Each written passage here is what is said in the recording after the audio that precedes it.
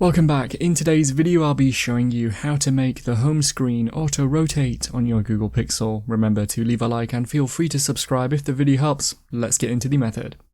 To auto-rotate the home screen, first navigate to the home screen and then long press in some space. From the menu that appears, choose Home Settings. Scroll down in here and look for the option called Allow Home Screen Rotation and turn on the toggle switch next to this. The home screen should now rotate when you rotate your phone. If this didn't work, check that Auto Rotate is also turned on in the Quick Access panel. That's how to make the home screen auto rotate on your Google Pixel.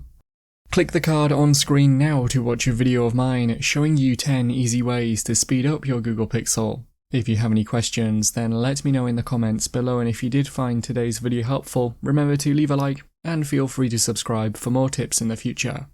Be sure to stick around to see some of my other videos that you might be interested in.